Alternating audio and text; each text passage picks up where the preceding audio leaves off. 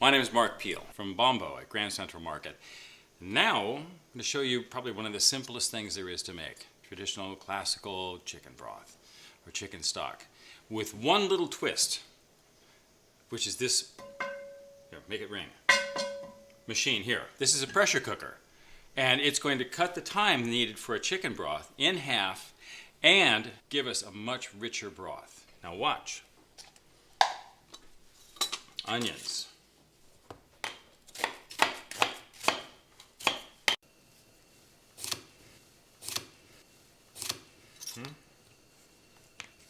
And then we throw them in.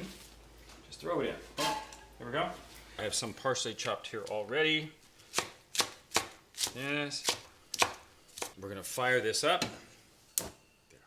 Then we're going to add some celery. Interesting thing about celery, it has a reputation for being bland. It is not.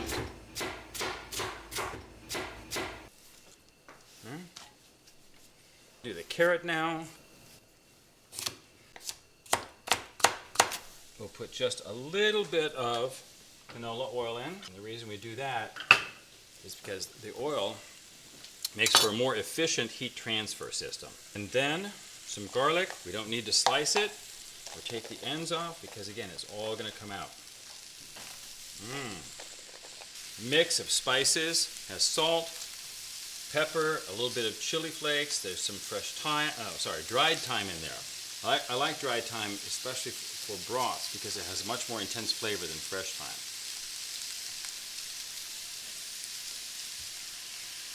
We're going to wet this, soften it up a little bit, and then we'll put the whole chicken right in. The reason we're going to use a whole chicken on this, because when it's done, we'll be able to pick it up and out of there as a whole piece, chill it down, and use the meat. It will come right off. Use it in chicken salad, for instance, or anything else we like. I have water here. This is cold water. I'm going to put the chicken in. Here. You want to put the neck in.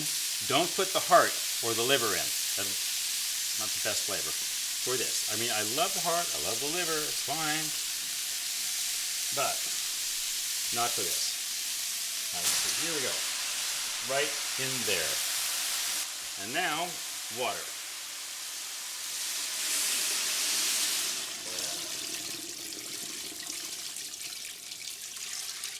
That was about 1.5 gallons of water. We're not going to put the lid on right away because we're going to let it come to a simmer and then we're going to skim it. And what skimming will do will give you a cleaner, clearer stock. Why? Because as the water comes to a simmer, as the water comes to a boil, the boiling point, any blood in there will coagulate. That sounds great, doesn't it? Will coagulate and rise to the surface where you can skim it off and get rid of it. If you leave it in there, it has a tendency to dissolve again through the boiling and simmering process, and you'll get kind of a murky, cloudy broth. See those bubbles there? Those how it's bubbling up there? Those are bubbles that were created by the proteins of the blood. And that's what we're going to skim off. And that's what's forming in the very beginning of the boiling process.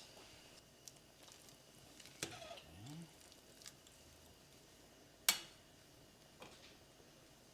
Put the lid on the way it should be put on here. Like that. Now we have to make sure that it is properly seated. Oh, I'll turn this down.